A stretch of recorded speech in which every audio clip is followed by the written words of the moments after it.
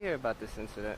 So there was a young girl that I was speaking with on the corner. She said that they all go to IS-7. One was 13. To my knowledge, they both were 13. Mm-hmm. And the one boy that was sitting down started arguing, which is the boy that was stabbed. He was sitting down arguing, and it just so happened that the one he argued with had a knife. Right. And he pulled out the knife, stabbed him the first time. The kid stood up, and then dropped. They stabbed him a couple more times, and then he dropped, and that they all felt that he was dead already, right then on the spot. And it's a sucky situation because you have two kids that are arguing, but just so happens that one has a knife, and he used it as a defense mechanism, and it's a sad situation because now you have two families that are going to be dealing with this. Right. So. Now, are you familiar with IS-7 at all? Like, do you know what kind of school? My son went to that school. It's a good school. Okay. It's a good school. Honestly, my son went there for the 3 years. He graduated, ended up in CSI High School. Mm-hmm. Good school. I've never even heard fights like that or anything. Even coming from my son, never did he come home and say, "Oh, I saw a fight." No, it's that I know. It's a good school. Right. I know many kids that went in this neighborhood that gone to that school. And this is like a middle school. Yeah, junior high. Wow. It's a junior high. It's over in Huguenot, somewhere around there. And it's an average junior high, like the typical basic amount of kids. Not overcrowded, anything like that. Right. That's the other problem that I was telling one of the parents down here. It's the buses. They come packed, very too many kids. They all collect, and then they actually have the bus that comes off of the high school from Tottenville. So it's overcrowded. I mean, when I tell you overcrowded, they can't even open the doors sometimes. Yeah. And you got all these kids on this bus, and very close. Yeah, it's a lot of people, and then they still stop to pick up other people, and I'm just like, they should just, if they're gonna do that system, just make it a drop off.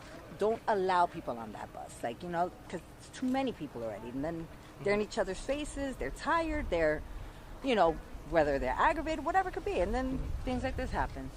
Right. So this is completely unexpected. Basically, I'm taking it. I didn't expect this. Right. I didn't. I lived here for 10 years. Did not expect that at all. So I was pretty shocked to hear that.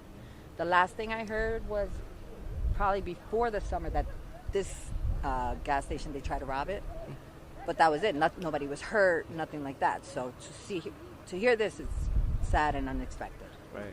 Okay. So yeah, this is generally very, very quiet neighborhood. Nothing Oh bad yeah. happens. Yeah, not like that. No, not. I don't even see fights. Nothing. Mm-hmm. No, you got the one random kid that might walk up and down the block asking for $1, and that's about it. Right. And I come from Queens originally, so for me this is quiet. Okay. So I mean, how are you feeling? Hearing that the kid passed away. Oh, I'm sad about that. I think that's heartbreaking. He's 13, Mm-hmm. 13 years old, and I'm sad for both kids, because now you got that other 13-year-old that has to live with that on his conscience, whether they put him in juvie until he's 18, because a lot of times that happens when they're underage. Mm-hmm. They get out by 18, but he's still got to live with it on his conscience. Now the other family lost their child, 13 years old. That's sad. I got my two kids. I have my 18-year-old and my 10-year-old. God forbid that break my heart, Right. Anybody's. So. Can I ask you for your name? Or Karima. how do you spell that? Karim as Mary A. Okay. Do you want to give your last name or? Cabret. Cabret? Cabret. Karima, thank you.